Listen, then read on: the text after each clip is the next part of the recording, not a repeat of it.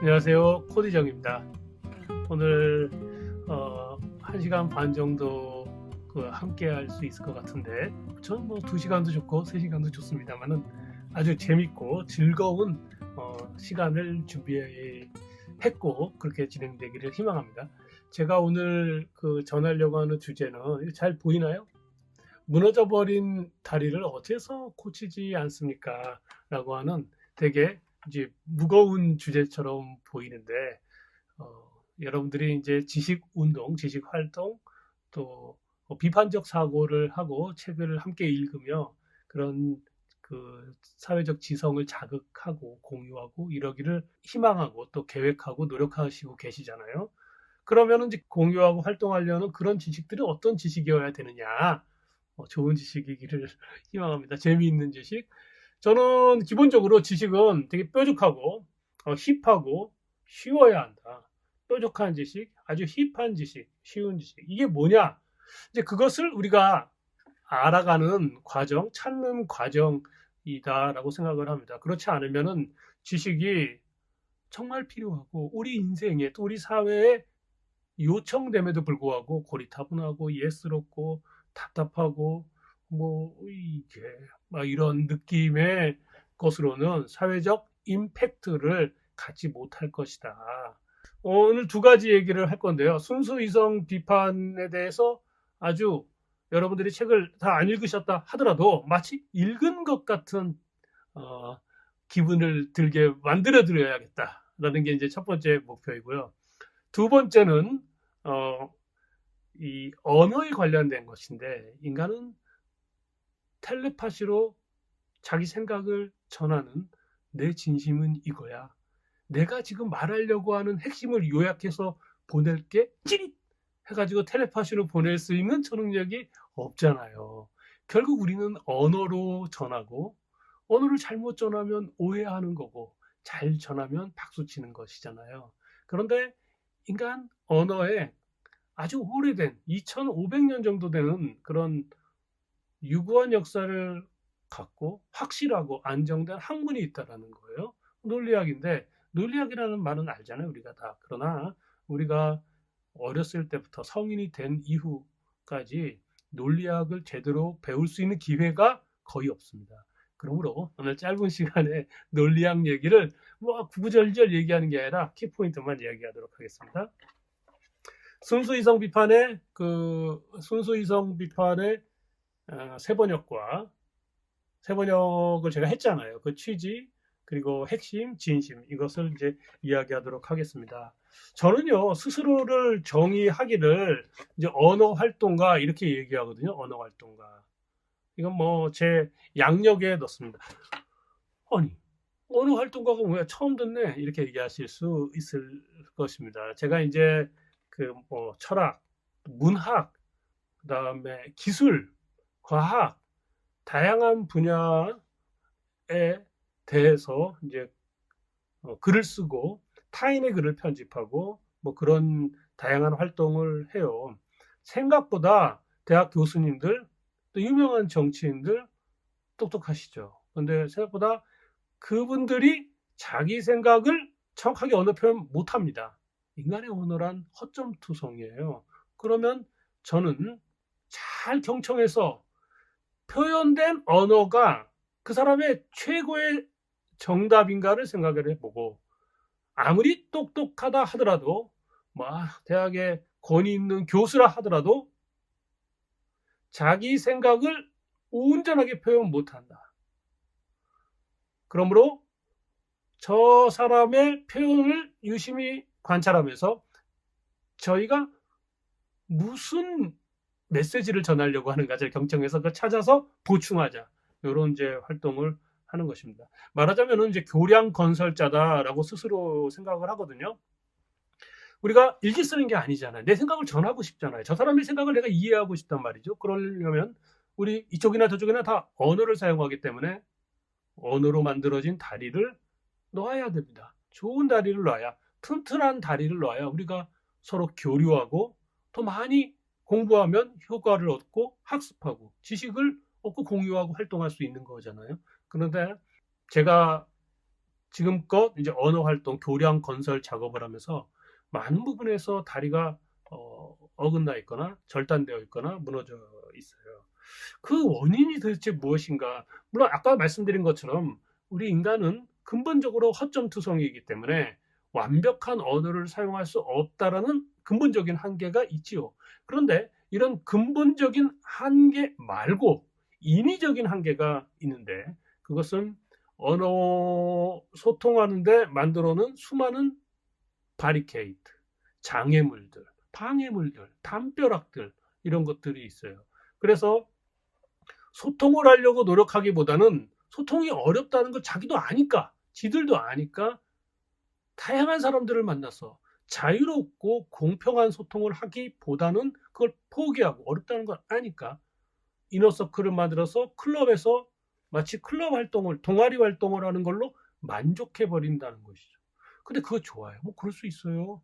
그런데 그렇지 않고 다리를 놔야 합니다라고 하면 비난을 해요. 그래서 야 이거 언어 활동을 하려면 가장 중요한 건 모든 바리케이트, 모든 담벼락을 파괴해야겠다, 무너뜨려야겠다 라는 생각을 저는 많이 해요. 기존에 이런 언어를 써야 합니다. 이런 단어를 써야 합니다. 이런 문장이어야 돼요. 과연 그런 건가? 그게 정답이야? 그게 정말 최선이야? 그게 지금 시대에 맞아? 물론 내가, 네가, 우리가 20, 30년간 그걸 믿었어. 그 믿은 시간이 있으니까 좀 아깝고 애정이 있고 그건 이해해. 그런데 그게 이 시대에서 최고야? 뭐 이제 이런 생각을 많이 해서 그런 이제 그런 고민 끝에 좋지 않다. 이거 힙하지 않아. 너무 어려운데 이거 정말 두루뭉실해. 그러면 거기서 멈추지 말고 싸운다. 뭐 싸우는 게 이제 어, 사람과 싸우는 건 아니고요. 예, 표현된 언어, 예, 뭐 컴퓨터 앞에서 싸우는 거죠. 아니면 이제 문장 어떤 게 더 좋을까? 잠자면서 고민하고요. 이런 활동을 하고 있는 게 언어 활동가, 교량 건설자로서의 코드정입니다. 그런데 코드정이 이제 칸트에 관련된 책을 많이 뭔가 다루고 또 순수 이성 비판을 번역하고 제 유튜브 채널에도 칸트 할아버지의 이야기를 많이 하는 까닭은 제 스스로가 칸트주의자라고 합니다. 칸트주의자라고 해서 무슨 뭐 칸트가 대단한 신앙의 대상이 된다라거나 칸트 철학만이 21세기 우리 대한민국 사회 또는 인류가 나아가야 될 지향점을 가르쳐 줍니다. 라거나 이런 건 전혀 아니에요. 전혀 아니고 인생을 살다 보면은 선생님이 필요하잖아요. 또 우리가 선생님이 항상 필요한 거 아니에요. 스스로 생각하고 과감하게 자기 인생을 설계할 수 있고 노력할 수 있어요. 그런데 우리가 갈림길이 나오잖아요. 이쪽으로 가야 되는지 저쪽으로 가야 돼. 중요한 판단을 할 때가 있잖아요. 그럴 때는 좀 우리 선생님이 이제 거의 그거보다는 이게 더 좋아라고 가르쳐 주시면 참 좋잖아요. 인생이 힘든 게 다양한 이유가 있지만 나를 인도하고 조언해 줄 선생이 없기 때문에 힘든 경우도 많거든요. 그런 관점에서 제가 이제 살아올 때 어떻게 인생을 살 것인가 에서 저한테 이제 큰 스승이 임마누엘 칸트. 순수 이성 비판이라는 책은요. 정말 쇼펜하우어가 말하기를 순수 이성 비판을 읽으면 머리가 근본적으로 바뀌고 또 장님이 눈 수술을 받는 것처럼 아주 세상이 달리 보인다라고 쇼펜하우어의 의지와 표상으로서의 세계 앞부분에 나와요. 순수 이성 비판이 과연 그런 책입니다. 제가 순수 이성 비판 번역하면서 논리학을 하려고 되게 무지 노력을 했거든요. 다양한 책, 논리학 책. 근데 논리학이 여기 이걸 공부하고 저걸 책을 열어봐도 모호하고 불분명하고 확신이 안 됐어요. 그런데 순수 이성 비판을 책을 읽고 또 번역하는 과정에 논리학을 알게 된 거예요. 최고의 논리학 책.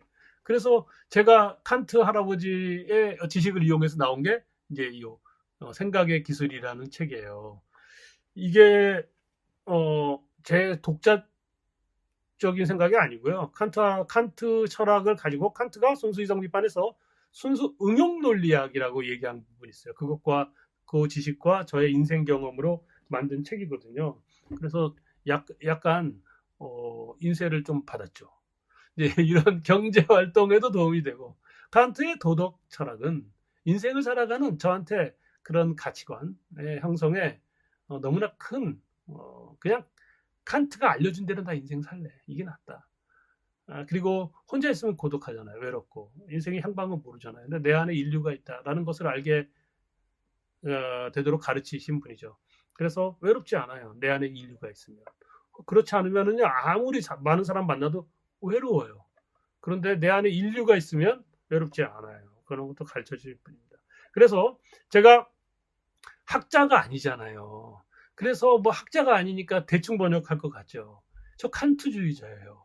칸트 사상을 가장 정확하게 또 가장 쉽게 많은 사람들한테 알리길 희망하고 그랬으면 좋겠죠. 그러니까 제가 대충 한 것은 아니다. 더 많은 애정과 그것을 갖고 작업했고 하고 있고 지금도 계속 고쳐가고 있습니다. 새 번역 작업을 하면서 발견한 사실 의미를 간단하게 말씀드리겠습니다. 이거 얘기하는데 1시간 이상 걸리기 때문에 그냥 간단하게만 얘기하면 이러합니다. 인문학 하시는 분들, 철학을 공부하시는 분들, 그분이 학자이든 독자이든 애호가이든 비판 정신이 있어야 되는 거 아니에요? 의심해야죠. 무엇을 의심해요? 개념을 의심해야죠. 그리고 타인이 주장이 있으면 경청해야죠. 그런 게 인문학과 철학을 좋아하시는 분들이 해야 되는 일 아니에요? 근데 전혀 번역하고 기존 텍스트를 보고 이러면서 비판 정신이 현저히 낮군 이런 생각을 많이 했어요. 제가 시장에서 활동하는 사람이에요. 엔지니어들 비판 정신 굉장히 커요. 기존 내가 소프트웨어 이렇게 개발하고 이런 개발의 흐름이 있지만 그걸 고집 안 해요. 더 좋은 게 있어? 갈아타요.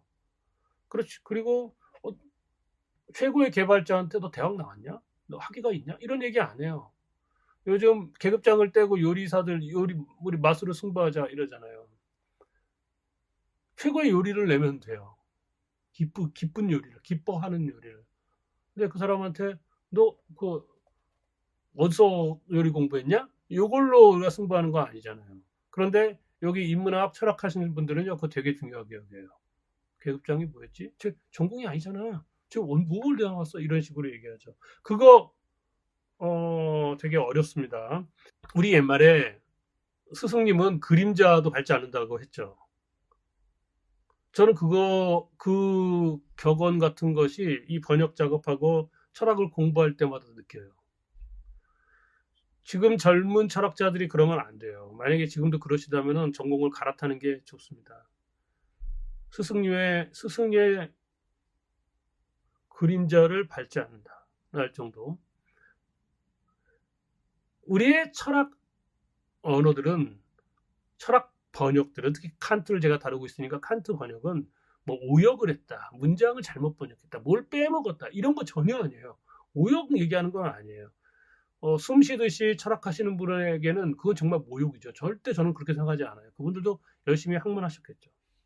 문제는 인간의 지식은요. 단어에 담겨요. 여러분 공부하십시오. 책을 한 권 읽어보십시오. 남는 것은 뭡니까? 단어가 남아요.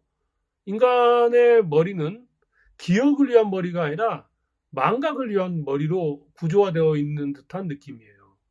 그래서 한 줄의 문장, 한 단락의 문장으로, 한 단락의 글로, 텍스트로 지식을 기억하지 못합니다. 대부분 단어의 의미를 넣어서 보관하는 거거든요. 단어를 까먹으면 그 지식도 까먹는 거예요. 근데 책을 읽어보면은 우리가 책을 통째로 외우는 사람 없고, 뭐 통째로 외울 수 있어요. 그런데 그 외우면 뭐예요? 몇 달 있으면 다 까먹을 텐데. 책을 읽고 어떤 단어가 떠오르면 그리고 그 단어에 이 책에서 이런 의미를 말했어라고 하면 책을 잘 읽으신 거죠. 그런데 그러니까 단어 중심 독서가 필요한데 뭘 책에 구조적으로 파악해서 전체 흐름을 이런 거는 뇌를 무시하는 독서 방법이에요. 아무튼 단어가 그만큼 중요한 거죠. 따라서 철학 번역을 할 때 단어가 잘못되어 있으면 의미가 통하지 않는 거예요. 그런데 우리 단어들은 어떤 단어인 줄 아세요? 일본 사람들이 한자를 조립해서 만든 거예요. 언제요? 100년 전, 150년 전에요. 그 이해해요. 30년 전 그 이전 사람들이 일본은 선진국이잖아요. 우리는 후진국이고 따라서 선진국 번역은요 일본이 잘해요. 따라야죠. 그러니까 컨닝하는 거예요. 우리가 한자 문화권이고 일본 한자 번역을 음역해요. 문장을 음역한다 이런 건 아니고 지금은 다 독일어로 번역하고 라틴어로 번역하고 뭐 이러시겠죠. 그런데 거기 쓰이는 단어는 왜 일본 사람이 정한 한자용어를 그대로 음치하냐는 거예요. 그렇다면 일본 사람들이 오류를 잘 정정하냐? 그렇지 않아요. 이건 제가 이제 일본어를 좀 하기 때문에 말할 수 있는 건데 제가 또 일본과 되게 친해요. 일본도 자주 가고요.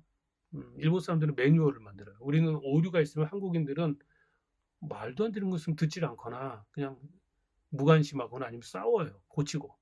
그런데 일본 사람들은 매뉴얼을 만들어요. 오류 만화를 그려요. 막.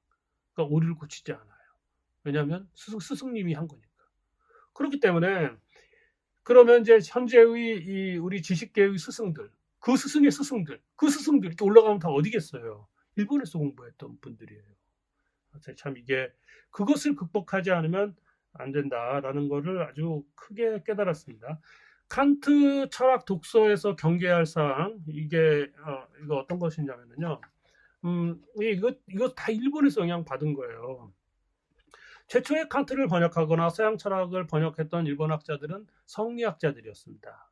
동양 사상가들이었고 당대에는 가장 똑똑한 분들 중에 한 분이었겠죠. 그런데 생각해 보세요. 메이지 유신 그 시절에 서양 철학의 정수와 핵심을 제대로 이해했겠느냐 이거죠. 제대로 이해했으면 그렇게 전쟁 군국주의로 가지 않았을 거라고 저는 생각을 해요. 그래서 이분들이 번역한 일본 사람들이 좀 뭔가 제 일본 이렇게 말하면 안 되는데 일본 사람들 좋아해요. 저도 너무 착하고요. 일본이야말로 정의 문화지. 그런데 사회 체제는 되게 후졌어요. 일본 선진국이라고 저는 규정하지 않아요. 오히려 한국이 더 선진국이다. 이런 사고의 유연함은. 근데 이 철학은 지금 일본화되어 있기 때문에 이 칸트 사상은요. 단순하고 명쾌하게 읽어야 돼요. 왜냐하면 칸트 그렇게 의도를 했기 때문에 확실하고 명확하고 또 쉽게 설명하려고 무지 노력을 했고 단순 명쾌. 그런데 칸트 기존 번역들은 아주 신비주의적 경향이 있어요. 아주 심오해요. 신비주의의 심오한 집착. 그래서 뭔가를 이해하면 대단한 진리를 알 것 같은 그거 다 버려야 돼요. 현재 그 과거의 종래의 칸트 번역은 상당히 동양적이다. 동양적 요소가 내용의 동양적 요소가 있다는 건 아니에요. 단어의 동양적 요소가 있다라는 거예요. 그러다 보니까 일반 독자들은 공부하는 사람들은 거기에 낚여요. 헷갈려요. 혼동을 겪죠. 단어를 바꾸면 다 해결돼요. 순수 이성 비판의 책 성격을 간단하게 말씀드리겠습니다. 이제부터 본격적으로 속도를 내서 순수 이성 비판을 설명해 보도록 하겠습니다. 순수 이성 비판은 어떤 책인데? 여기서부터 시작합니다. 순수 이성 비판은 형이상학 책입니다. 이건 바로 나와야 됩니다. 그럼 형이상학이란 뭔데? 형이상학이란 뭔데? 이거를 쉽게 설명할 수 있어야 돼요. 세상 모든 것은 삼라만상은 변합니다. 동양 사상은요 모든 게 다 변한다는 전제로 이야기해요. 그리고 이 변하는 게 그냥 세상의 가장 중요한 원리예요. 서양 철학은 그러지 않았어요. 서양 철학도 모든 건 다 변하죠. 자, 시간적으로 변해요. 지금도 변하고 있는 것이 있고 지금 안 변하면 1년 후에 변할 것이고 1년 후에 안 변하면 100년, 만년, 억년이면 다 변해요. 그러면 그럼에도 불구하고 변하지 않는 게 있을 수 있지 않나?가 서양 철학의 이제 시작점이라고 이해하시면 될 것 같아요. 변하지 않는 것. 그게 substance라고 해요. 본질이라고 하는 단어입니다. 물론 현대 번역은 실체 이렇게 되는데 실체 번역 본질이 서양 철학의 가장 중요한 substance가 서양 철학에서 가장 중요한 요소인데 단어인데 그거를 실체로 번역해요. 우리는 실체화 해보세요. 화를 붙여보세요. 실체화. 그럼 뭐죠? 눈으로 보이는 거잖아요. 감각적인 거예요. 근데 substance는 눈에 보이면 안 돼요. 머리에 있어야 돼요. 왜냐하면 눈으로 보는 건 다 변하는 거니까요. 이 변하는 것 중에서 변하지 않는 것, 그게 어디 있겠어요? 눈에는 안 보이죠. 어디에? 머리에.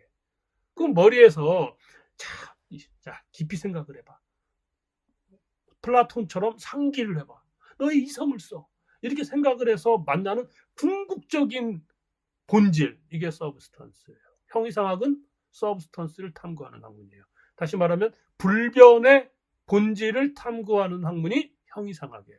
자, 불변의, 그러니까 뭐 동양의 삼라만상의 도 이런 건 안 돼요. 형이상학 대상이 안 돼요. 태극 이런 건 안 되는 거야. 자, 그래.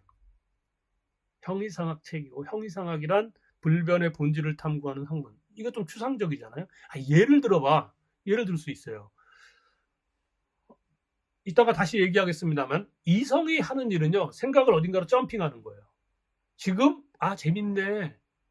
이해했어. 이거는 이성이 하는 일이 아니에요.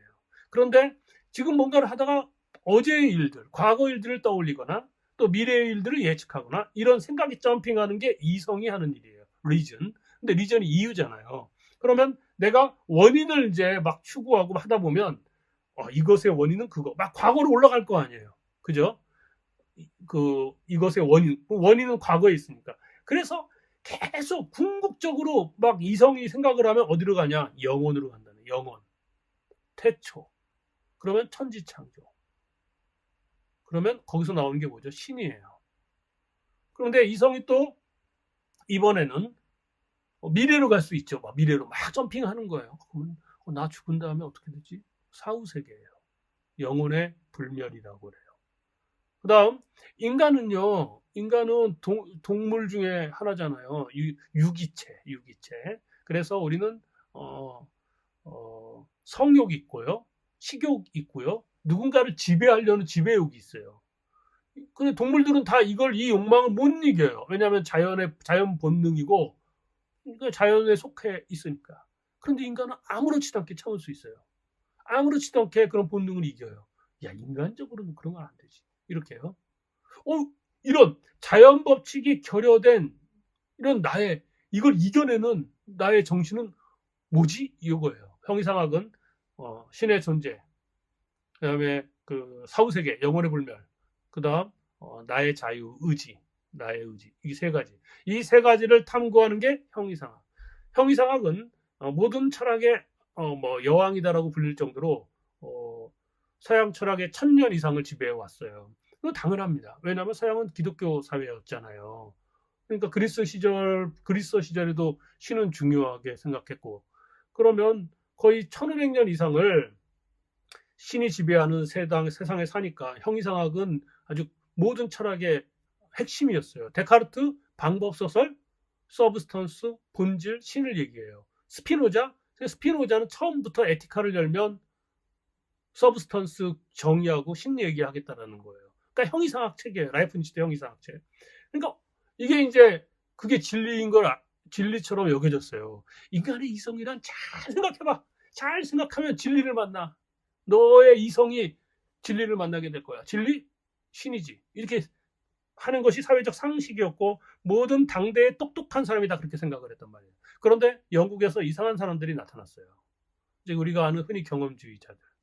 아니야. 머리는 텅 비어있고 우리가 경험을 통해서 채워넣는 거야. 우리 생각이란 너가 이성 신뢰하지 마. 그냥 이건 그 감각의 다발이야. 확실한 거 없어. 이렇게 뭔가 진리 자체를 부정하고 이런 사람들이 등장했어요. 그래서 회의론자들이. 그러니까 칸트가 순수 이성 비판을 했을 때가 1781년입니다. 18세기 후반. 그때 어떤 일이 있었냐면 계몽주의가 이제 막 하늘을 찌르고 영국에서는 과학혁명이 진행되고 있고 유럽 전역에 수학, 과학 이게 이제 정립되고 있었고 18세기, 19세기 동안 책은 10억 권 팔렸어요. 유럽 전역에 10억 권입니다. 당시의 인쇄 기술은 지금의 반도체 같은 거예요. 그래서 수많은 사람들이 책을 읽고 거기에서 누가 과학의 시대가 도래했는데 태초가 어떻게 되는 줄 아냐? 너 사후세계, 너 천국 갈 거야, 지옥 갈 거야. 이게 잘 안 통한다는 거예요. 그래서 이 형이상학이라는 게 과연 학문이냐? 칸트는 순수 이성 비판을 통해서 그 전까지의 형이상학은 이건 뭐 학문이라고 볼 수 없다. 학문이 되려면은 어떻게 해야 되는가? 형이상학이 학문이 되려면 칸트가 생각하기로 지금까지 형이상학이 무시하는 거 아니에요. 중요해요. 왜냐하면 모든 사람들이 종교를 갖든 어떤 종교를 믿든 모든 사람들이 인간이라면 자연스럽게 뭔가 생각이 점핑해요. 이성 때문에 그래요. 이성 때문에. 영혼에서 영혼까지 생각이 막 점핑해요. 그래서 우리 SF 영화 좋아하는 게 다 그런 거예요. 이성에 최적화되어 있는 거예요. 그러니까 이거는 무시는 못해. 인간들이 다 그런 생각을 하고 있으니까. 근데 그걸 학문으로 하려면 학문이 안 돼. 다 그냥 경험으로 검증할 수 없는 이런저런 얘기나 하고 있으니까. 그래서 칸트는 당시 그 수학과 자연학이라고 했고요. 수학과 그냥 지금 언어로 한다면 수학과 과학. 수학과 과학은 완전히 학문이라는 말이에요. 이 수학과 과학처럼 형이상학도 학문이 되었으면 좋겠다. 형이상학이 학문이 되려면 수학과 자연 왜냐하면 수학과 과학을 학문이 아니다. 저 의심스럽네. 라고 얘기하는 사람이 없기 때문에. 그러면 당연히 수학과 과학의 지식의 특징이 뭐냐가 나와야 되잖아요. 그 특징이 뭘까? 그래서 칸트가 그 특징을 제시한 게 이거예요. 아프리오리예요. 아프리오리. 이거를 백종원 교수는 선언적으로 번역하고 기존에 이제 일본에서 지금도 일본도 이렇게 가요. 이것도 선천적 최재희 교수님. 요것도 이제 애매하고 논란이 많으니까 최근 칸트 학회가 아프리오리로 번역해요. 무슨 사람들이라고 봐요. 아프리오리. 대중과의 소통하는 걸 포기한 사람들이에요. 저는 그런 이거 완전히 패배자들이네 이런 생각을 해요. 대중과 만나는 걸 안 하는 거예요. 칸트 순수 이성배는 아프리오리가 1000번이 나오는데 그러면 그거를 우리말로 번역하지 않고 아프리오리. 그럼 책을 읽다가 이 뭐 아플 거야? 뭐 이렇게 될 거야. 뭐 그냥 수학과 과학이 왜 확실한 지식이 될 수 있는 거냐면 홍길동이 수학책을 읽든 도널드가 읽든 야마자키가 읽든 그 지식이 안 바뀐다라는 거예요. 어떤 상황이 똑같이 중력의 법칙이 너는 중력의 법칙 적용되냐? 나는 적용 안 돼. 뭐 이렇게 말할 수 있는 사람이 없잖아요. 그래서 칸트가 말하려는 건 이거예요. 경험 무관한 지식이다. 경험과 관련 없이 그건 확실해. 안 변해. 이런 지식이 수학과 과학이 갖고 있다. 그러면 형이상학도 경험 무관한 지식이어야만 학문으로서 확실하지 않겠느냐가 칸트의 이야기죠. 그래서 저는 아프리오리는 고민 엄청 많이 했어요. 저 단어를 기본적으로 고민하면 몇 년 단위로 고민해요. 사전 다 찾아보고 고민하고 잠자면서 꿈꾸면서도 고민합니다. 그 고민의 결과는 이거는 경험 무관한으로 번역해야 된다. 왜냐하면 선험적, 전 이거는 한자 조립 싫어해요. 이거는 이제 일본 사람들이 한자 조립한 거고 선천적은 이게 좋은 번역이에요. 선천적은. 그런데 수학과 선천적이라는 단어는 생명체에 써요. 타고난 거. 수학과 과학 같은 지식에는 선천적이라는 말이 어울리지 않잖아요. 그러니까 지식. 그런데 이 수학과 과학의 지식을 또 보면은 지식이 그냥 공식 하나만 있고 있는 것이 아니라 지식이 확장되는 거 계속 학문이라는 게 그냥 한 줄짜리 문장 있고 끝 이러면 안 되잖아요. 지식이 확장이 돼야 그 학문이 인생에 도움이 되고 또 학문이 더욱 발전할 수 있는 거 아니겠어요. 그래서 좋아. 경험 무관한 지식인 거는 이제 내가 발견을 했고 그러면 우리 형이상학은 그것이 경험 무관한 게 있는 걸 찾아봐야겠지. 그런데 지식이 확장이 돼. 종합 판단이라고 그래요. 지식의 확장이는 A와 이거 이따 설명을 좀 할 수 있을까 모르겠습니다만은 인간의 지식은 언어로 확장이 됩니다. 언어는 기본 단위가 최소 단위가 개념, 단어예요. 단어가 연결이 되면 확장이 되는 거예요. 그래서 지식의 확장이라는 것은 단어의 연결인데 그 단어의 연결을 논리학 용어로 종합 판단이라고 해요. 단어와 단어가 연결된 걸 판단이라고 하는데 이따가 설명할 거예요. 저는 이 종합도 어려웠어요. 종합이 상당히 되게 고차원 단어잖아요. 종합병원, 종합시험, 종합테스트. 그래서 뭔가 의미가 있다 생각했는데 그게 아니었어요. 종합은 그냥 서로 다른 걸 연결하는 거. 그게 종합이에요. 서로 다른 거. 서로 다른 것이 아닌 똑같은 걸 연결하는 거. 그거 분석이라고 하고요. 그래서 수학과 과학. 예를 들어서 3 더하기 7은 10. 이거는 3과 7을 아무리 분석해도 10이 나오는 게 아니라 3이라는 숫자와 7이라는 숫자에 더하기라는 개념을 넣어야 10이 나오는 또 다른 게 나온다. 이렇게 서로 다른 게 연결이 되었어. 지식이 됐어. 모든 변하는 것은 원인이 있다. 이것도 변화를 보더라도 원인이 안 나와. 근데 우리가 경험을 하다 보니까 변화와 원인이 연결되어야만 이게 법칙이 돼. 이런 식으로 서로 다른 개념들을 연결함으로써 인간의 지식이 만들어진다. 라는 거를 이제 칸트는 발견했어요. 그러면 형이상학은 아까도 말했지만은 존재의 본질이라고 하는 건 내 눈밖에 있지 않아요. 형이상학은요, 눈으로 보이는 것을 탐구하는 학문이 아니에요. 형이상학은 과학이 아니에요.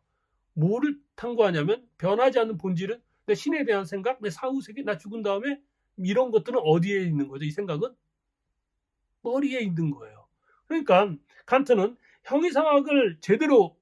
형이상학에서 경험 무관한 것을 찾으려면, 형이상학에서 개념과 개념이 연결되는 그런 과정들을 찾으려면 우리는 머릿속으로 가야 돼요. 근데 머릿속으로 가면 어떤 일이 있냐? 수학과 과학보다 더 확실하고 수학과 과학보다 더 오랜 역사를 갖는 학문이 있고 그걸 우리가 만나요. 그게 바로 논리학이에요. 그래서 순수이성 비판이 어떤 책인데? 순수이성 비판은 형이상학 책이야. 그리고 논리학 책이야. 더 정확하게 말하면 형이상학과 논리학이 결합된 책이야. 이렇게 말하면 순수이성 비판을 제대로 이해한 것입니다. 칸트가 형이상학과 논리학을 더한 까닭은 수학과 과학 같은 안정되고 확실한 학문을 찾아보고 싶어서 그런 거예요. 논리학은 인간 생각의 형식만을 탐구하는 학문입니다. 그렇기 때문에 이 사람과 저 사람이 달라지지 않아요. 우리 흔히 알잖아요. 대전제, 소전제 결론. 나는 소전제 취급 안 해. 나는 대전제에서 바로 그냥 결론 내릴래. 이런 사람이 없단 말이에요. 인간의 생각은. 그냥 구조적으로 그렇게 되어 있어요. 그러니까 이거는 경험 무관하잖아. 논리학 자체가 경험 무관해. 그러면 이 논리학과 형이상학을 결합하면 뭔가 나올 거야. 그래서 이제 순수 이성 비판의 체계와 주요 내용 설명하도록 하겠습니다. 제가 약간 빠르더라도 열심히 쫓아와 주시기 바랍니다. 심지어 제가 지금 이 칸트 설명하는 거 녹음하고 있거든요. 제 컴퓨터에 녹음하고 있기 때문에 필요하시다면 드리도록 하겠습니다. 기본적으로 체계는 간단하게 요약하자면 이렇습니다. 1번 머리말 서론, 그 다음에 2번 초월적 요소론, 3번 초월적 방법론. 요 세 개의 파트로 이루어져 있고 초월적 요소론이 두 번째요. 책의 거의 대부분의 분량을 차지합니다. 초월적 요소론에서 이제 칸트가 봐봐, 인간의 머리에도 수학과 과학 같은 경험 무관한 확실한 뭔가가 있었어요. 이거를 이제 밝혀내는 과정이에요. 초월적 방법론은 이제 이번에서 여러 가지 밝혔던 내용을 가지고 그렇다면 우리 이성이 어떤 한계인지를 알고 어떻게 수양할 것인가. 그 다음 인류의 철학의 역사, 우리가 이게 칸트는 합리론과 경험론의 결합이야. 이거요. 칸트 연구자가 말한 거 아니에요. 칸트가 직접 얘기한 거예요. 자기 책에 이렇게 나와. 순수이성 뒤편에. 합리론을 비판하고 경험론을 비판하는 이런 것들. 그래서 여기는 분량이 작아요. 그러면 초월적 그 감성은 이게 이제 칸트가 현대적인 거예요. 기존의 논리학은 내용을 따지지 않고 형식만을 살펴보는 거예요. 개념, 판단, 추론 이렇게 세 가지 요소를 따지는 게 논리학이에요. 근데 칸트는 그 일반 논리학을 초월 논리학으로 바꿉니다. 그거는 이따가 설명하기로 하는데 우리가 그렇잖아요. 여러분과 제가 지금 인간이 아니에요. 컴퓨터라고 보죠. 우린 AI예요. AI끼리 대화한다고 보죠. AI가 뭔가 생각을 하려면 어떻게 해야 되죠? 먼저 데이터가 입력돼야 돼요. 데이터가 입력. 그러면 입력된 데이터를 처리해야겠죠. 알고리즘으로. 이게 칸트의 사고방식이었어요.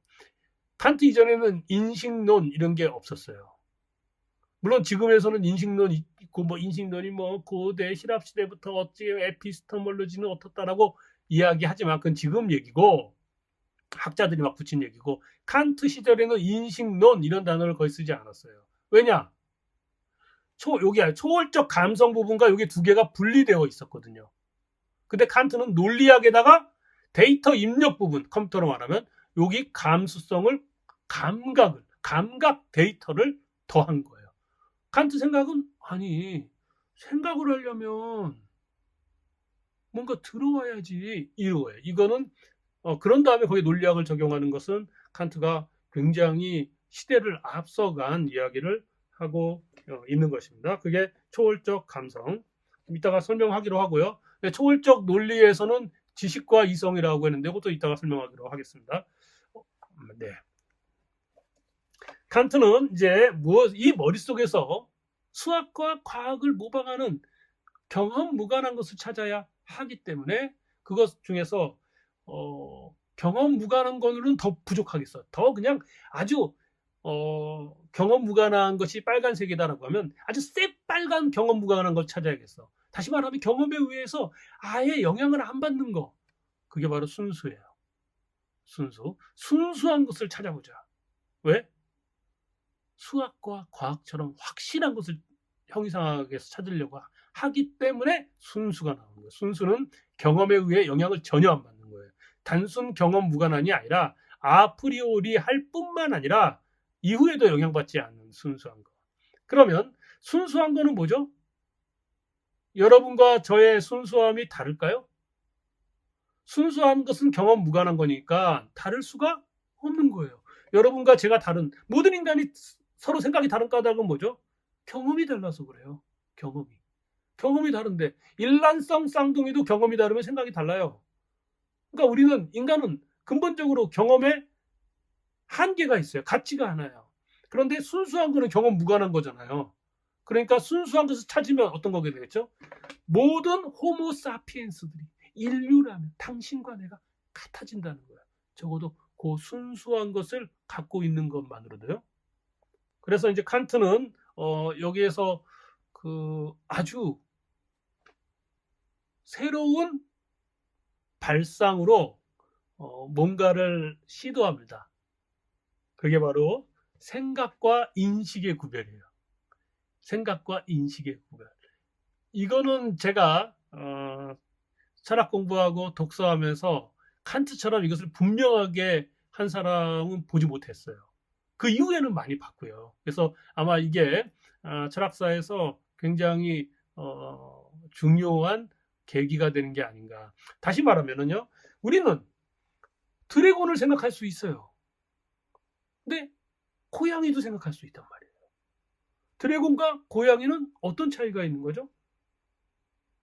또 우리는 신을 생각할 수가 있어요.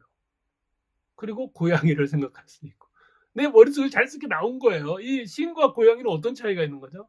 요것을 구별하자는 거예요. 왜냐하면 이제 그래서 이 고양이는 이거는 확실할 수가 있는 거예요. 왜냐하면 경험으로 볼 수 있잖아요.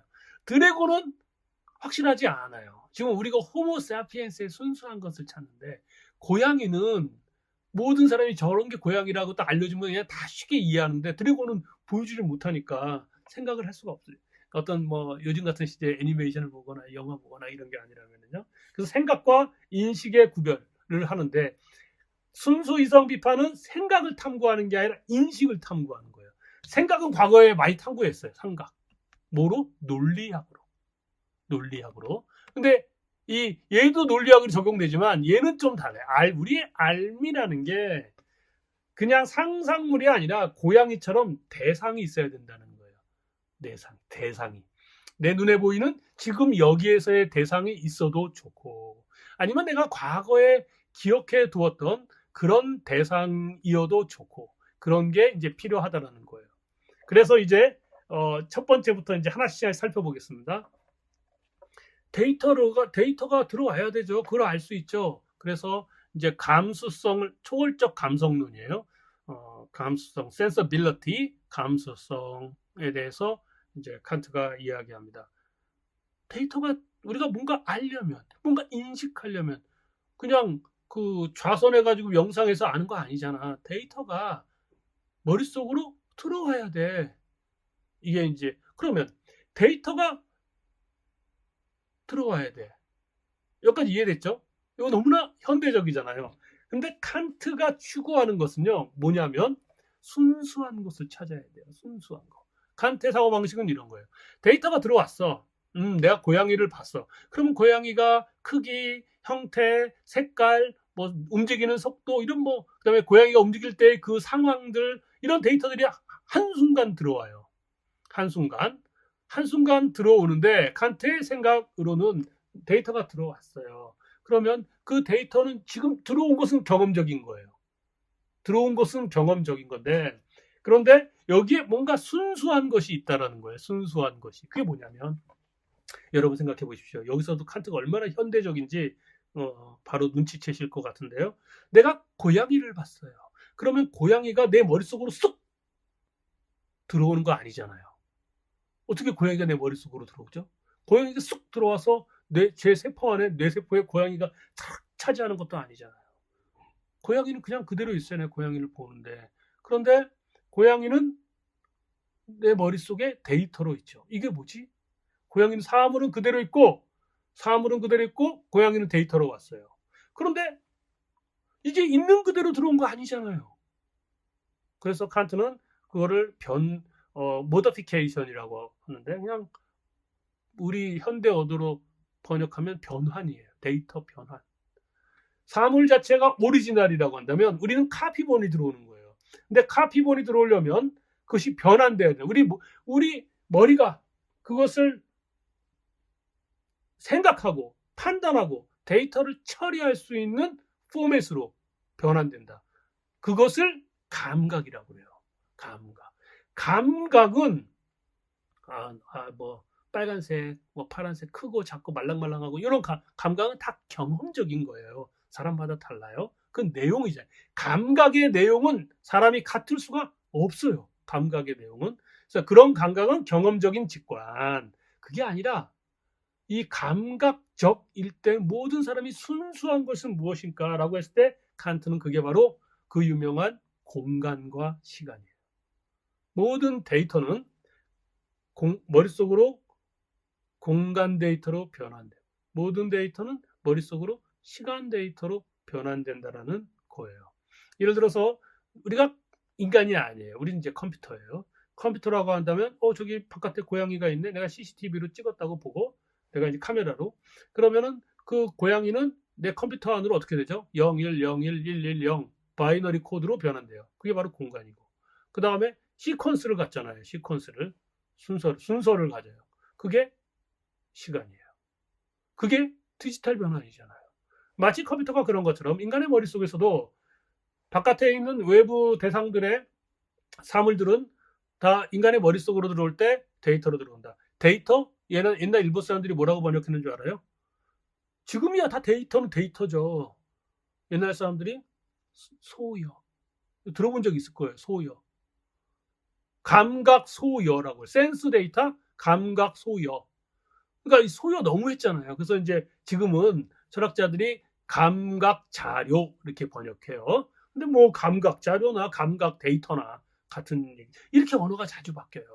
이렇게 언어가 이렇게 바뀌는데 우리가 100년 전 걸 계속 고집한다는 게 말이 안 되잖아요. 아무튼 칸트의 생각은 너무나 명쾌한 거였어요. 서양 철학에서 이제 데카르트가 이제 모든 사물은 크기를 갖는다고 그랬어요. 지금 내가 바라보고 있는 것은 꿈일지도 모르고 환상일지도 모르고 데카르트 할아버지가 이렇게 말하는 거예요. 우리한테 너 매트리스 봤냐? 사실 이거 환상이야. 너 빨간 약 파란 약 몰라? 데카르트 할아버지가 우리한테 이렇게 말할 수 있어요. 매트리스 영화는 데카르트적인 거거든요. 그런데 데카르트가 부인할 수 없었던 게 있어요. 아무리 의심한다 하더라도 내가 생각한다라는 것은 부인할 수 없고 또 하나는 꿈에서 보든 실제로 보든 어떤 물건들, 물질들 물체는 크기를 가른다는 거예요. 그게 익스텐션. 철학자들은 연장성으로 번역해요. 그게 그냥 크기예요, 크기. 고양이를 보고 고양이를 내가 크기를 바로 알아요. 이거 누가 가르쳐 준 것도 알아요? 아니에요. 그냥 알아요, 인간이라면. 그거는 머릿속에 크기를 인식하는 건 공간이거든요. 공간이 있기 때문에 그렇다.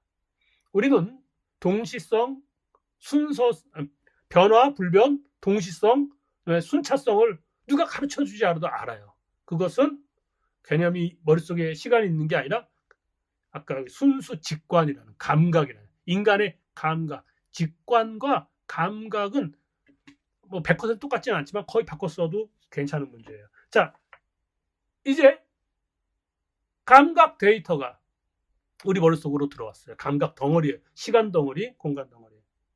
그러면 그거를 처리해야 되잖아요. 그 처리. 그게 바로 지식이에요.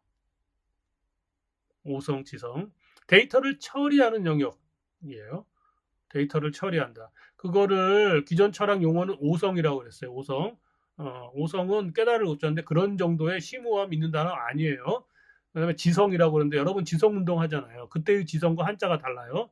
이 지성은 우리가 그냥 이제 한자를 안 써버리니까 이게 되게 고차원 느낌이 있잖아요. 그거 고차원 느낌이 아니에요. 지금 여기에서 뭔가를 판단하는 그 지식의 기능, 지식 시스템이에요. 무엇으로? 개념으로. 그래서 이제 칸트는 또 순수한 것을 찾으려는 거예요. 순수 지식 개념의 이제 형이상학적 연역을 해요. 그의 범주. 여기서부터 이제 논리학 얘기를 합니다. 인간은 생각을 언어로 표현합니다. 그 인간의 표현된 모든 언어를 칸트는 이제 수집했다고 가정하죠. 그 수집은 이미 그 과거에 선배 철학자들이 다 했던 거예요. 그게 이런 모든 인간의 문장들을 쫙 분류를 했어요. 분류를 했더니만 12개의 문장으로 나뉘더라는 거예요. 그게 바로 이거예요. 양, 질, 관계, 양상. 양의 범주, 양의 판단, 양의 문장 형식으로 3개, 질의 3개, 관계의 3개, 양상의 3개, 총 12개. 12개가 문장으로 판단, 명제로라고 이렇게 나뉘어요. 그러면 문장, 판단, 명제를 만드는 게 뭐죠? 뭐가 그렇게 만들죠? 뭐가 문장을 만들어요? 단어가 문장을 만들잖아요. 단어를 2개 연결하면 문장이고. 그러면 인간의 모든 경험과 관련 없이 인간의 모든 생각, 판단, 문장, 명제는 12개로 나뉘어진다면 그 12개를 가능하게 하는 논리적 기능으로 그런 역할을 하는 개념들이 다 있는 거구나. 단어들이 다 있는 거구나. 라고 칸트가 연역해요. 그게 바로 형이상학적 연역이에요. 형이상학적 연역. 자, 이게 지금 열심히 설명을 해도 시간이 잠깐만요. 큰일 났다. 편하게 하세요. 네. 제가요, 조금 딴 얘기를 몇 번 하겠습니다. 제가 이제 줌으로 칸트 순수 이성 비판 강독 수업을 합니다. 지금 이제 3기 수업을 하고 있고요. 다 유료 강의고요. 열심히 하고 있어요. 재밌고. 이제 그런데 강의 평가를 해요. 강의가 끝나면 이제 다양한 의견을 듣는데 지난주 말에 강의 평가 2기 이제 참여하신 분의 강의 평가가 들어왔어요. 어떤 분의 강의 평가인데 뭐 익명이니까는요. 이 참여하신 분들의 독서 수준이 다 달라요. 어떤 분이 벌써 순수 이성파 3번 읽었어요. 그리고 어떤 분은 이제 잘 이렇게 몇 번 들어도 잘 이해가 안 가고요. 그런데 이제 그분이 뭐라고 하냐면은 순수 이성 비판 요 설명을 초등학생에게 설명할 수 있게 좀 해주세요라고 하는 거예요. 맨 처음에 이거 깜짝 놀랐어요. 왜냐면은 저는 이제 책을 좋아하는 고등학생 수준이면은 뭐 이 순수 이성 비판 이 정도는 읽을 수 있어라고 생각했던 거예요. 그런데 초등학생이라고 하니까 이거는 제가 범접하지 못하는 그런 요구인 거죠. 이건 힘든데 이런 생각이 딱 들었다가 또 가만히 생각해 보니까 시도를 내가 안 해본 거예요. 왜 그 정주영 회장 예전에 해봤어? 이거냐 이 어떤 것인데요. 내가 초등학생 수준으로 과연 해봤나? 한 번도 시도하지 않고 불가능하다고 이렇게 어려운 개념들이 쓰는 용어들이 나오는데 이걸 어떻게 초등학생한테 설명해? 라고 내 스스로 하지도 않고 패배한 거죠. 그래서 이거 그래도 한번 해보자. 시도를 한 다음에 된지 아닌지를 좀 해봐야지. 그래가지고 했어요. 너무 재밌었어요. 진짜 정말 재밌었어요. 초등학생에 맞는 초등학생의 언어를 생각해서 용어를 다 바꿔야 돼. 다. 그러면서도 정확하게 칸트가 전해지기를 바라는 거예요. 그래서 제가 우리 대표님한테 아까 제가 이제 칸트의 직관론, 조금 전에 초월적 감수성, 칸트의 직관론과 이 칸트의 지식 개념의 칸트의 이 형이상학적 연역, 이 두 파트를 초등학생용으로 번역한, 요약해서 요약. 그 다음에 초등학생용으로 이제 요약한 다음에 하나 조금 업버전해서 중고등학교 버전으로 똑같은 걸 반복했어요. 서술은 완전히 달라요. 중고등학교 언어 수준이 다르니까. 그 다음 중고등학교도 되더라고요. 그렇다면 일반 어른 독자들을 향한 좀 더 전문적인 걸로. 그래서 이 칸트의 직관론과 이 개념론 중에 이 범주의 형이상학적 연역은 초등학생 버전, 중고등학생 버전, 그리고 일반 어른 독자 버전으로 3번 반복해서 요약했습니다. 3번 반복해서. 그 읽어보시면 가능하다, 할 수 있다. 우리가 시도를 안 하기 때문에 지레짐작으로 포기하는 것이다. 우리의 언어 활동을.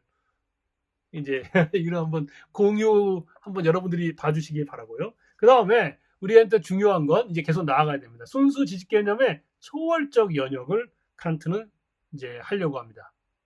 초월적 연역. 초월적이라는 말을 형이상학적이라는 말은요, 항상 나타난으로 바꿔 이해하시면 됩니다. 그리고 초월적이라는 단어, 이걸로 뭐 논쟁을 많이 하긴 했습니다만 어려운 단어 아니에요. 대상 인식을 할 때 항상 나타나는, 이런 뜻이에요. 초월적, 대상 인식을 할 때 항상 나타나는으로 바꿔 이해하면 아무것도 아니에요. 초월적 연역, 이 순수 지식 개념이 대상 인식을 할 때 항상 나타나는 것임을 연역하겠다라는 뜻입니다. 칸트의 되게 대단히 천재성이 이런 거예요. 자, 칸트는 감각 세계가 있고 개념 세계가 있어요. 이 감각 세계와 개념 세계, 데이터가 들어오는 세계와 데이터를 처리하는 세계는 완전히 분리되어 있다고 칸트는 생각을 했어요. 따라서 데이터를 받은 감각 세계에서의 이 데이터를 이 감수성이 이 지식 시스템으로 데이터를 전달을 못한다고 봤어요. 그러면 왜냐하면 감각은 수동성만 있기 때문에, 수용성만 있기 때문에, 지식 시스템이 능동성이 있다. 그러면 이 데이터를 못 보내니까 상상력, 이 데이터를 가지고 오는 역할을 하는 게 상상력이라는 거예요. 인간의 상상력은 데이터가 머릿속에 들어온 아까 시간 데이터, 공간 데이터, 이 감각 덩어리를 가지고 오는 거예요. 근데 그냥 가지고 오는 게 아니라 제가 고양이를 볼 때 고양이의 형태, 색깔 이런 것도 있지만 고양이 주위의 배경과 상황과 다양한 요소들이 있을 수 있잖아요. 그런 것 중에 내가 보고 싶은 것만 봐야 된다는, 그것만 골라가지고 가져오는 게 상상력. 자, 여러분, 대상은 몇 개인가요? 우리가 고양이를 봐요. 대상은 한 개잖아요. 내가 한 마리의 고양이를 보고 있는 거예요. 한 마리의 고양이를 보고 있다면 대상은 한 개. 그죠? 한 마리. 근데 내가 고양이 한 마리를 봤는데 머릿속에서 두 마리가 뜨면 어떻게 돼요? 그 이상한 거잖아요. 그거 뭐 정신병이지. 내가 한 마리 고양이 봤는데 이게 두 마리로 보여요, 막. 아니면 눈이 좀 이상한 건가? 대상이 한 개예요. 그런데 내 머릿속에서 감각 덩어리는요, 되게 많아요. 머릿속 감각은 많아요. 왜? 머릿속에 들어오는 건 고양이가 그대로 들어오는 게 아니거든요. 고양이 주변의 것도 있지만 고양이의 색깔만 있고, 우리 여러분 잘 생각해 보세요. 어떤 물건을 봤을 때 그 물건이 입체적으로 머릿속에 쏙 카피해서 들어오는 거 아니에요. 되게 다양한 이미지로 들어와 있고 그거를 딱 보여준다면 네가 그려봐 하면 똑같이 못 그리잖아요. 이렇단 말이죠. 그럼 감각 덩어리는 파편화되어 있어요. 많아요. 그 중에 필요한 것만 상상력이 다 조립해서 넣어요. 이제 그래서 필요한 것만 상상력이 딱 압축을 했어요. 이거를 칸트는 종합이라고 그래요. 종합. 딱 그렇다면 종합적 하나됨, 하나로 만들어져 있어. 이거를 칸트의 생각은 압축되어 있는 데이터를 지식 시스템으로 왔다면, 개념의 영역으로 왔다면, 그러면 그 압축을 풀어줘야 된다는 거예요. 풀어줘. 우리 컴퓨터 시스템에서도 데이터가 압축된 파일이 오면 압축된 파일을 풀어줘야 되잖아요. 우리가 지금 디지털 영상을 보내요. 이게 되는 이유가 우리 모든 컴퓨터에 코덱이 있어서 그래요. 데이터를 압축해주고 데이터를 풀어줘요. 코더와 디코더. 그게 있어요. 그게 코덱이, 우리 컴퓨터 말하자면 코덱의 코더가 데이터를 압축해주는 게 상상력. 데이터를 풀어주는 게 범주. 그래서 범주가 필요했다라는 거예요. 다시 말하면 대상은 한 개예요. 그럼 머릿속에 있는 그 대상도 한 개여야 돼요. 그잖아요? 그리고 생각하는 나는 몇 명이죠? 생각하는 나도 하나예요. 뭐 코드정이 딴 사람일 리는 없잖아요. 분열은 안 해요. 그러니까 나도 그 수적 동일성이라고 칸트는 말한대. 그래서 다 하나예요. 대상도 한 개, 다 한 개. 그래서 결국은 이 머릿속에 파편화된 감각 덩어리를 풀어주고 하나로 내 바깥에 있는 대상과 일치시키는 역할을 하는 알고리즘이 머릿속에 있어야 한다. 그래야만 우리가 대상인식이 가능하다. 너무 컴퓨터 시스템 얘기하는 것 같지 않아요? 인간의 머리가 그렇게 구조화되어 있다. 그것이 순수한 것이다. 그 범주 12개. 그래서 이것을 다시 정리하자면 이렇게 정리할 수 있습니다. 어떤 사물을 봤어요. 사물을 보고 직관되겠죠. 감각. 그러면 이 감각은 감각 덩어리로 만들어서 이 감각 덩어리 잘 보이시나요? 이게 감각 덩어리가 돼가지고 이제 범주, 순수 지식 개념을 적용을 합니다. 그럼 압축을 푸는 거예요. 압축을 풀고 여기서 끝나는 게 아니라 수많은 칸트 독자들이, 심지어 칸트 전공한 사람도 그런 논문을 쓴 것도 있고, 범주를 적용을 해서 대상을 인식하는 거로 착각을 하는데 여기서 끝나면 안 돼. 이건 범주는 압축을 풀어주는 거예요. 그 다음에 뭘 해야 되냐면 경험 개념을 적용하는 거예요. 내가 알고 있는 개념을. 그래야 대상인식이 가능하다. 만약에 순수 지식 개념, 이 범주가 없다면 이게 빠졌으면 경험 개념을 적용하고 싶은데 얘가 적용이 안 돼요. 압축이 안 풀리니까. 이해하시겠죠? 이게 이제 요 과정으로 그렇다면 칸트 할아버지는 발견한 거예요. 순수 직관으로 모든 인류가 당신과 내가 갖고 있는 감각 형식으로, 데이터 변환 형식으로 공간과 시간이 인간의 머리 안에 있구나. 순수 지식 개념으로 범주로 데이터 처리하는 이 녀석, 이 12개가 있구나. 얘네들이 압축을 풀어주고 이 경험 개념을 적용할 수 있도록, 이제 이런 개념 적용해, 이렇게 알려주는 그 데이터 전처리를 하는구나. 그 만약에 직관과 순수 지식 개념 요 범주가 없다면 어떻게 되느냐? 경험을 못해. 우리 알면 안 돼. 그래서 칸트는 이게 초월적 연역의 결론이에요. 경험을 가능하게 하는 조건이다. 우리가 인간이 경험을 한다는 것은 지식을 확장하는 거예요. 경험이란 서로 다른 걸 연결하는 거니까 지식을 확장하는 것인데, 이 경험을 가능하게 하는 건 그 범주가 있기 때문이다. 그래서 드래곤은 범주를 적용할 수 없다. 왜냐? 감각되지 않으니까. 내 머릿속 시간과 공간으로 들어오지 않으니까 범주를 적용할 수 없다. 고양이는 범주를 적용할 수 있다. 신은 우리 하나님은 범주를 적용할 수 없다. 그럼에도 불구하고, 왜냐하면 감각되지 않기 때문에, 그럼에도 불구하고 범주를 연결하면은 그런 것이 생각은 된다. 생각을 해명합니다. 그러면서 칸트는 9개의 경험 무관한 종합 판단을 도출합니다. 여기까지가 이제 순수 이성 비판 제가 번역한 것의 이야기가 될 것입니다. 9가지 경험 무관한 종합 판단. 이것은 이제 제가 번역을 굉장히 아름답게 했거든요. 설명하는 건 어렵기 때문에 여기서 그런 게 했다. 칸트는 수학과 과학 같은 것을 형이상학이 가능한 걸 보여줬다. 이제라는 거예요. 그리고 이성은 이제 순수 이성 비판 초월적 변증 분야에서 이성은 뭐 하는데 너가 지금 설명하는 건 직관과 지식이었잖아. 이성은 직관과 개념을 설명했잖아. 이성은요 생각을 도약시키는 거예요.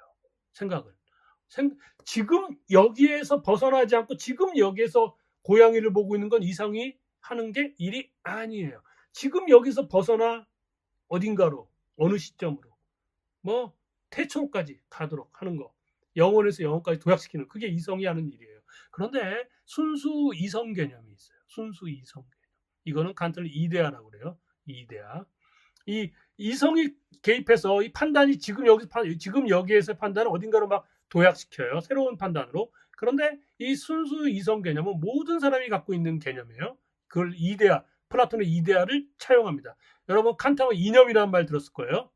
이념. 그 이념으로 번역하면 안 돼요. 칸트가 플라톤의 이데아를 여기서 쓴다고 플라톤을 언급해요.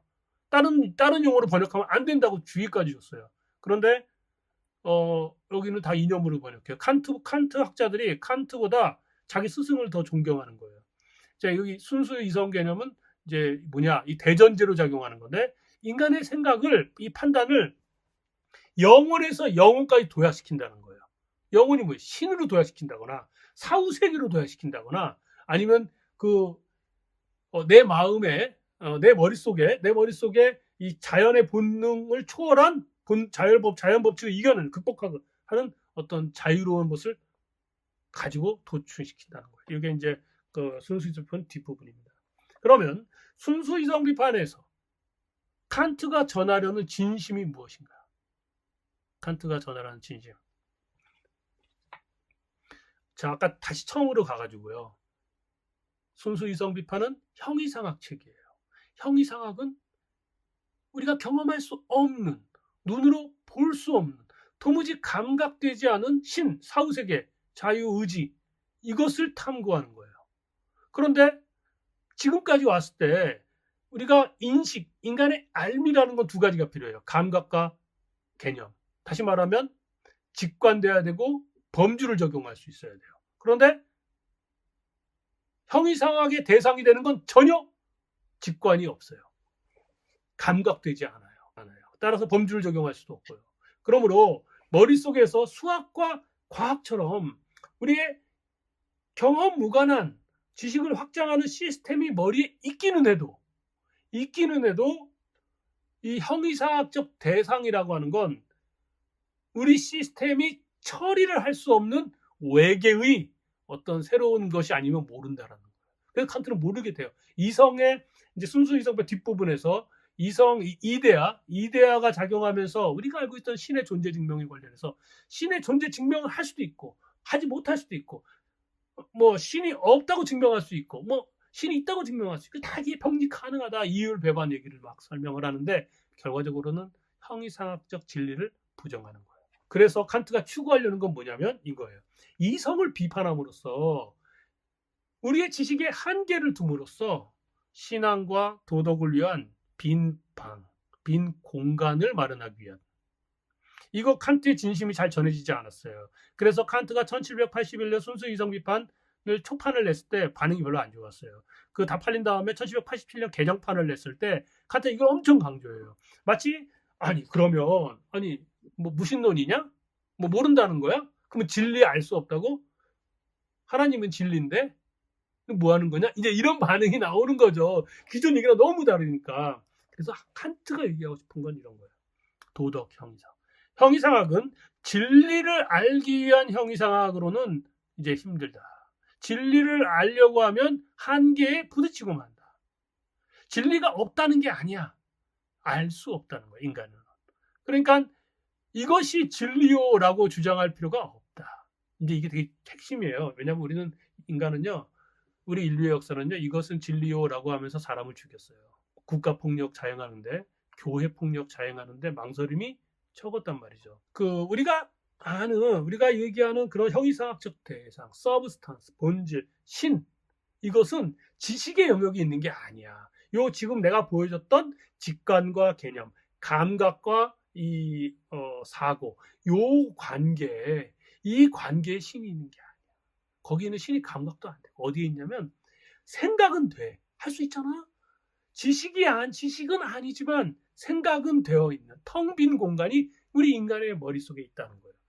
경험으로 꽉 찬, 감각으로 꽉 찬 세계가 있지만 감각으로는 텅 비어 있는, 그럼에도 불구하고 생각할 수 있는 공간이 있다는, 거기에 실천이 있어. 거기에 신이, 거기에 도덕이, 거기에 자유의지가, 거기에 사물 자체, 흔히 말하는 물 자체가 있다라는 거예요. 그래서 칸트가 추구하려는 진심은 도덕 형이상학의 길을 열기 위함이에요. 신은 진리의 하나님 말하지 마. 완벽하게 선하신 하나님을 얘기해야 돼. 이제 이렇게 되는 거고. 전 기독교도 바뀌는 거예요. 기독교 무시하는 게 아니라 니들이 진리 얘기하면서 얼마나 많이 죽였냐, 이제 이거 얘기하려는 거예요. 그래서 칸트의 입장에서, 칸트 이후에 나타난 현대 사상가들의 특이점은요, 여러분, 칸트나 헤겔이나 이런 과거의 철학자들은요, 정말 아주 큰 그림을 그려서 어떤 당신과 나의 동일성, 당신과 내가 똑같이 적용되는 세계 우리 한번 탐험해 볼래? 이런 철학이에요. 그런데 칸트 이후에는 절대적 진리라는 게 이제 너무나 명백하게 부정돼 버린 거예요. 물론 헤겔의 경우에는 이제 안티 칸트가 돼 버린 거죠. 지식을 알 수 없다면, 진리를 알 수 없다면 진리를 알아질 수 있지 않느냐. 왜냐하면 절대적인 영이, 신성한 영이 우리에게 진리를 전해줄 수 있어. 역사적인 역사를 통해 가지고 발현되는 거야. 우리 알아줘. 이렇게 알 수 없다면 알아지면 되지라고 새로운 철학을 얘기했지만, 그 이후에는 칸트 철학 관점에서는 어떤 절대적 진리 의미 없는 거예요. 그래서 그 이후에 잘 보세요. 그 이후 철학에서 이것이 진리로 얘기하는 경우 없어요. 그래서 20세기, 21세기 현대 철학에서는요, 어떤 진리를 알기 위해서 공부하는 건 아니에요. 그리고 철학자들이, 철학 공부하는 사람이 내가 세상의 진리를 이야기하겠다, 내가 그걸 알아야지, 알고 전해야지, 이런 식으로 공부하면 안 돼요. 또 철학 하시는 분도 그러면 안 돼요. 저는 현대 철학자들은 베스트셀러 작가라고 봐요. 베스트셀러 작가. 여러분 보세요. 들레즈의 책을 읽어보십시오. 논증 안 해요. 그냥 베스트셀러 작가예요. 저는 문예비평가라고 보는데, 그게 현대 철학의 모습인 거예요. 지식을 논증할 필요는 없는 거예요. 그건 네 생각이고, 내 생각에서 왜 논증을 해? 나는 개념을 만들어낼 거야. 이게 차라리 바뀌어버린 거예요. 패러다임이. 그래서 이제 우리가 공부하고 지식을 습득할 때 이렇게 시대적인 어떤 상황이 있다라는 걸 이해해 주시는 게 좋아 보입니다. 제가 아주 전속력으로 칸트에 관해서 1시간에 걸쳐서 이야기를 했습니다. 제가 지금 녹음 파일 녹음을 했거든요. 이 녹음한 것을 이제 전해드리도록 하고, 제가 우리 대표님한테 그 칸트의 직관론과 칸트의 개념론 중에 범주의 형이상학적 연역을 초등학생 버전으로 요약한 거를 공유해 주시면 여러분들이 꼭 그걸 읽어주시길 바라요. 왜냐하면 우리는 할 수 있습니다. 노력하면 언어가 순조롭게 다리를 건너 저쪽으로 건너갈 수 있습니다. 이상 칸트에 대한 이야기를 마치도록 하겠습니다. 감사합니다.